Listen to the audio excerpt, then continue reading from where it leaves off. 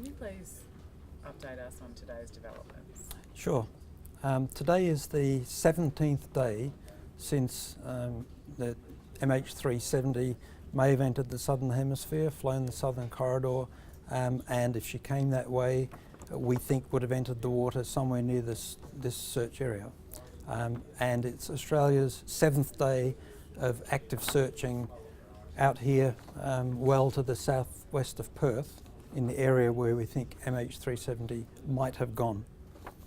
We had 10 aircraft assigned into these search areas today, as well as HMAS Success, the fleet supply ship on scene out in the search areas. There were 7 military aircraft today, 2 Chinese Ilyushin 76 aircraft, which arrived in Perth recently, and 1 USN P-8 Poseidon aircraft, 3 Royal Australian Air Force P-3 Orions, and 1 Japanese P-3 Orion. We also flew 3 civil aircraft.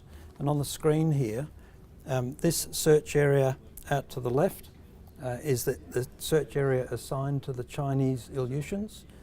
They were the first aircraft out there, and then the first to return. And that area covers the area the Chinese satellite imagery have found an object, and where we thought it would move with the water movement. The main area here is the same area that we've been searching really since last Thursday, visual searching, fine-grained, but we need to do it many times to get some level of confidence that we have covered it thoroughly. That was covered by the remaining 5 military aircraft, and this area out to the east was the scene of a satellite image on Saturday, and the detection, a visual sighting of an object that was unconfirmed, not identified yesterday.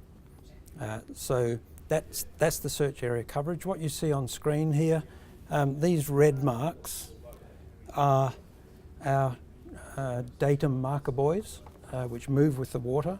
They transmit their position by satellite back to the Rescue Coordination Centre here in Canberra. And this is what the water is actually doing.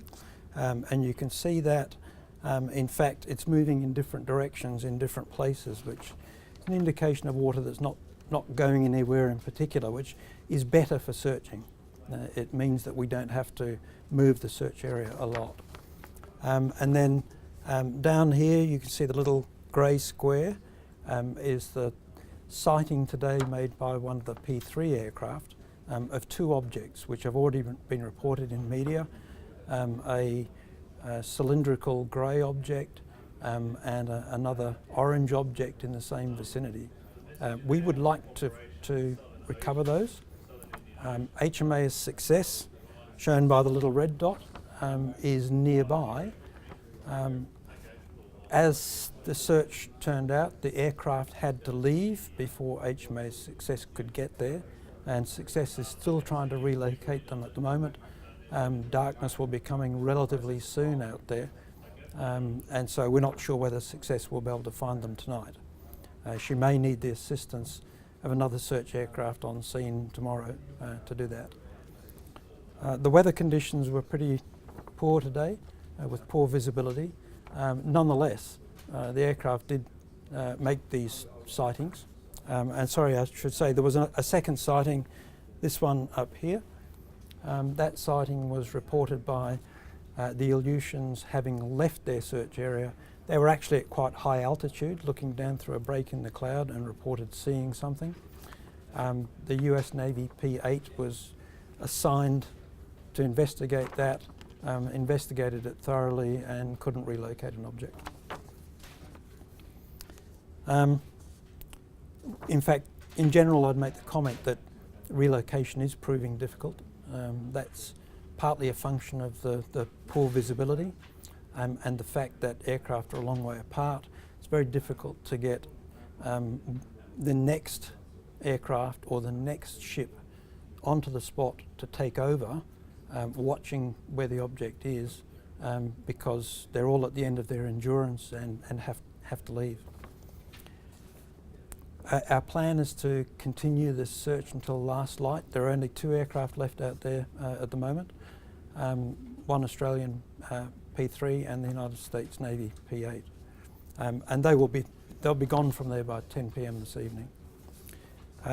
Tomorrow is almost an exact copy of this search. We'll have the same search areas and the same allocations of aircraft, a different different military aircraft on scene, but the same arrangement. All we will do is move these areas slightly to accord with the movement of the water that's shown on the datum marker buoys. And in fact, it's also almost a carbon copy in terms of the weather as well. Not very good visibility tomorrow. Nonetheless, the aircraft have managed to do things, so we will do the search again. And Wednesday is looking a bit better from the weather viewpoint. But you may find that we will be doing this for maybe 3 or 4 more days before we are confident that we've either found all the objects there, or that if they are there, we simply cannot find them. And that's the plan.